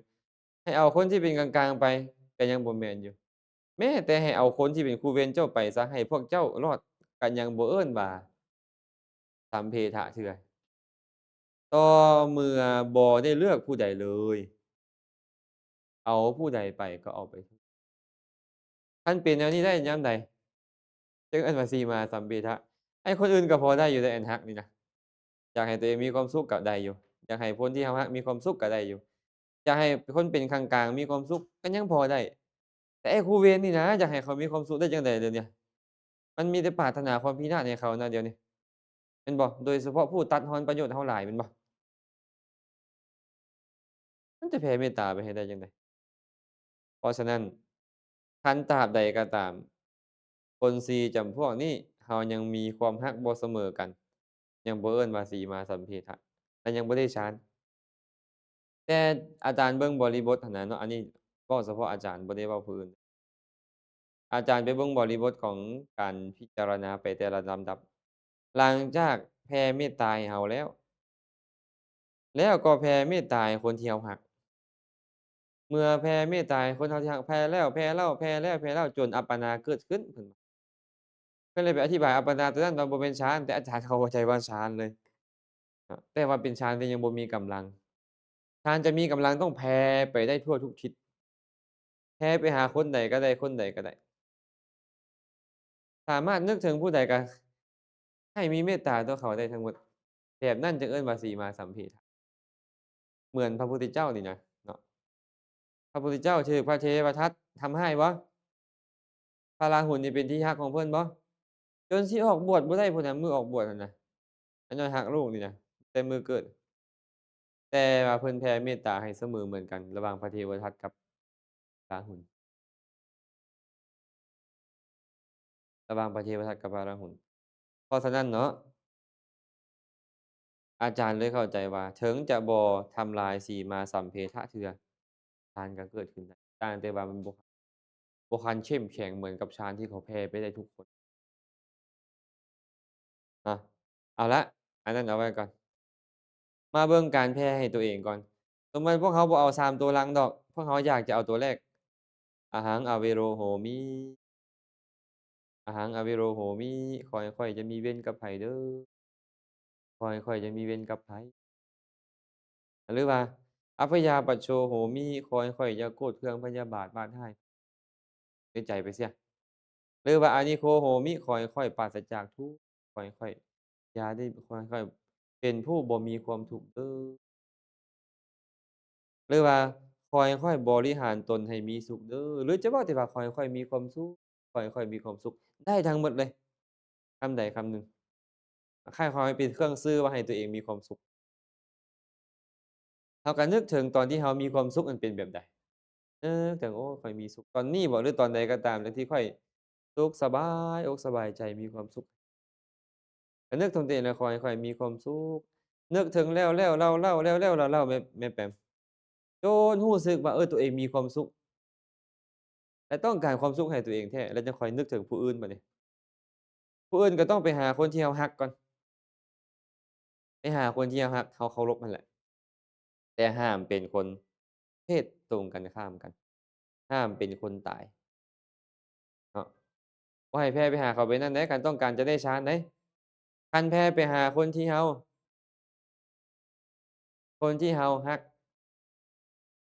เพศตรงกันข้ามบัดนี้เอาสมมุติว่าแผ่ไปหาเมียซะผัวก็ได้ผัวก็แผ่ไปหาเมียเมียก็แผ่ไปหาผัวอยู่เซี้ย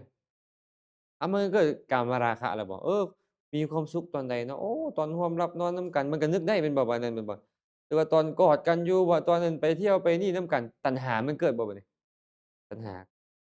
เคยมีพอออกผู้หนึ่งเนาะเพิ่นไปเรียนกรรมฐานกับอาจารย์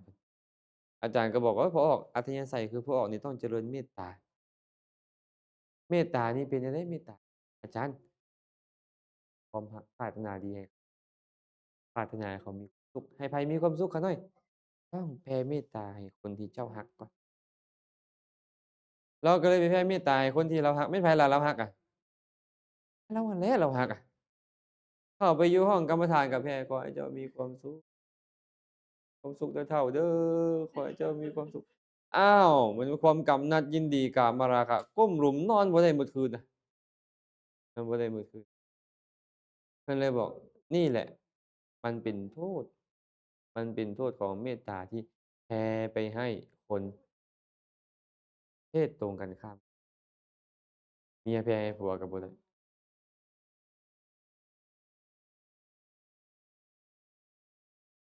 เพศเดียวกัน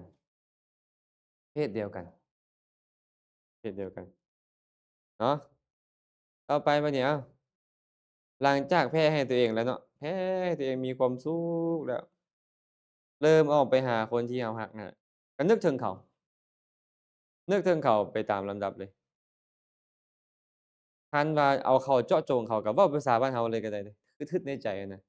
ขอให้เจ้ามีความสุขเด้อขอให้เจ้ามีความสุขเด้อนึกถึงภาพเขาน่ะก็ได้แล้ว แต่อันนี้นี่คันเฮาแผ่ไปถ้วนทั่วกับสัตว์ทั้งหลายเลยก็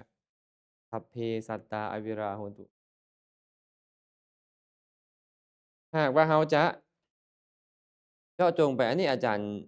เฮ็ดออกมาเพื่ออันสื่อถึงหลายๆคนทั่วเลยซื่อๆแต่เวลาจะเจาะจงไปหาบุคคลก็เจาะจงไปเลยว่าขอให้ทานผู้นี้จะเป็นอาจารย์ของเราบ่เป็นครูสอนเราบ่เป็นแม่เราบ่เป็นพ่อเราบ่ที่เพศเดียวกันเนี่ยหรือคนใดคนหนึ่งที่เรารักเราเคารพนึกถึงเขาแล้วขอให้เจ้ามีความขอให้เจ้ามีความสุข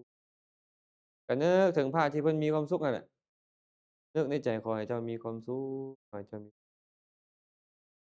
เฮ็ดจนจิตสงบลงอัปปนาเกิดขึ้นเพิ่นอาจารย์เข้าใจว่าคำว่าอัปปนาเกิดขึ้นมันเป็นฌานแล้วจึงออกมาแผ่ไปหาคนที่เป็นกลางๆเนาะหรือรักยั่งยิ่งก็ตามเป็นกลางๆก็ตามบัดนี้คันพิจารณาไปหาคนเป็นกลางๆแล้วก็ต้องนึกจนว่าอัปปนาจะเกิดขึ้นคือกันแล้วจึงออกมาจึงค่อยไปหาคนมีเวรเพิ่นเลยบอกว่าคันนึกถึงคนมีเวรแล้วนี่นะมันยากเดะ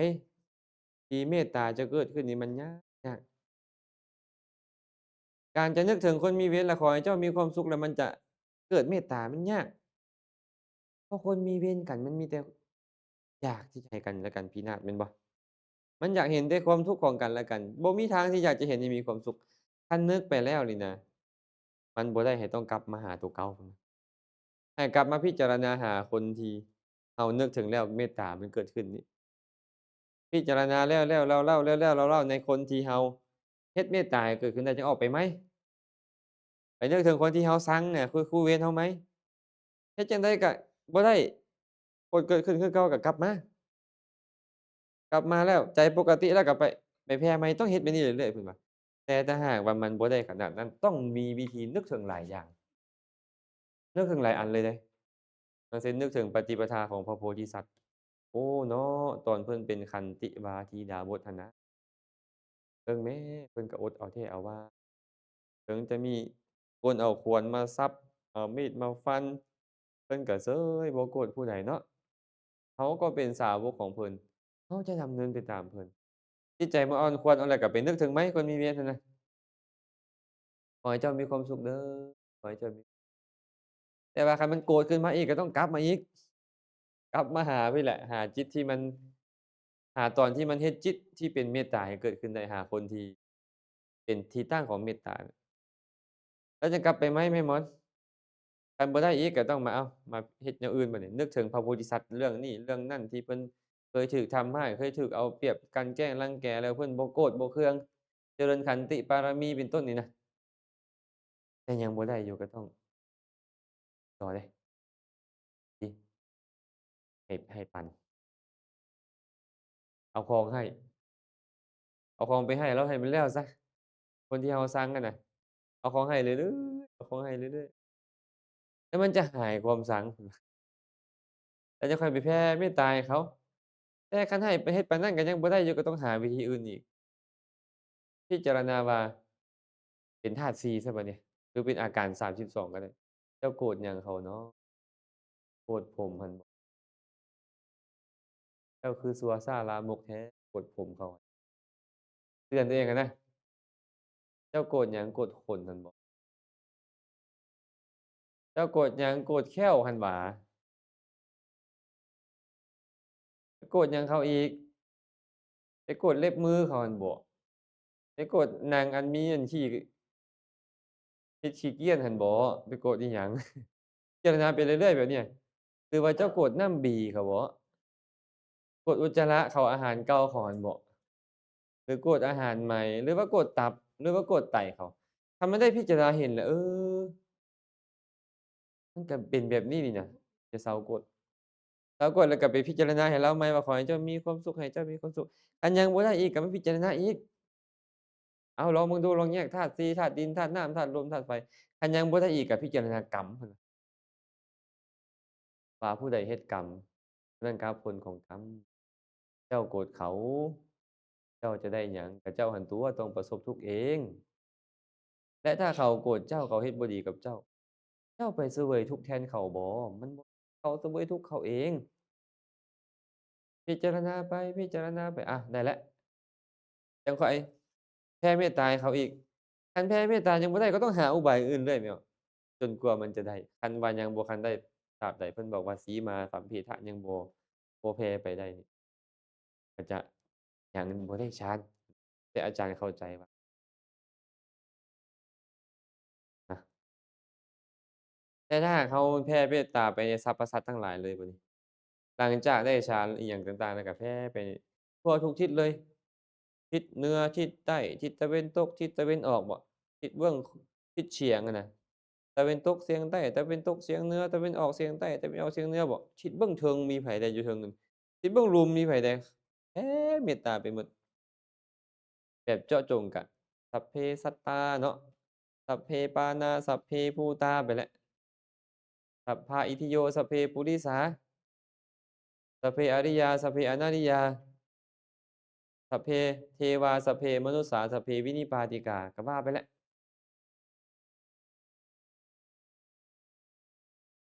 ท่องได้บ่ล่ะได้แต่อเวลาอเวลาอยู่หั่นแหละแม่นบ่ไปท่องนำหมู่ก็ได้อัปปยาปัชชานีฆาพอได้นำหมู่อยู่เนาะอันนั้นน่ะเพิ่นกำลังท่องเรื่องของการแผ่ท่องเรื่องของการแผ่เมตตาให้ทุกสรรพสัตว์เลย เจ้าจะเป็นพระอริยเจ้าก็ได้บ่แม่นพระอริยเจ้าข้อยก็แพ้เจ้าจะเป็นเทวดาเป็นมนุษย์เป็นสัตว์ในวินิบาต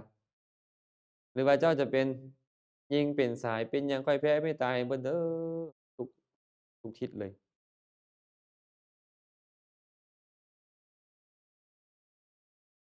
เจ้ามักม่วนซั่นบ่เจ้ามักม่วนเจ้ามักเสียงสารพันยะแต่ว่ามันก็เฮ็ดให้ใจเราอันน้อมไปได้ดีเลยเนาะไปหาน้อมอ้าวลองอ่านจักบาปกูดูนี่แผ่ให้ผู้อื่นนี่สัพเพสัตตาอเวราโหนตุโอ๊ยอันนี้เขียนผิดตัวนี้เด้อ อาจารย์เขียนผิดโอ้บ่แม่นอั่นเซฟผิดบ่เนี่ยเปลี่ยนเด้อตัวนี้เด้อเปลี่ยนขอให้สัตว์ทั้งหลายเด้อขอให้สัตว์ทั้งหลายเป็นผู้บ่มีเวรขอให้สัตว์ทั้งหลาย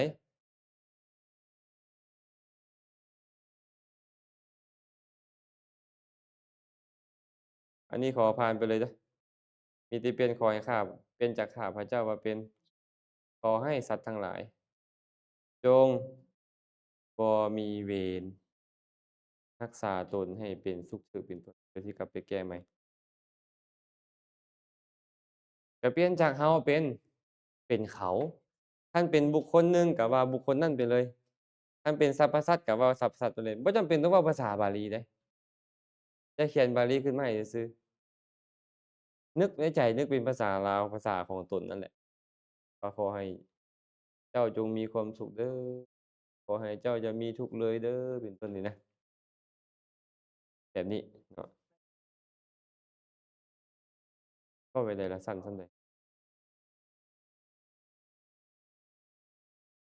มันยาวเติบเลยเดะนี่เนาะ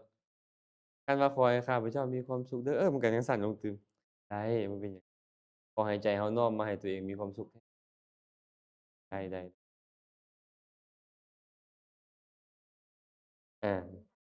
อา อ้าวเราสิบ่ได้พักก่อนบ่นี่ฮะหมดเวลาช่วงเลือกแรกนี่พักก่อนเนาะพักก่อนเดี๋ยวเข้ามาใหม่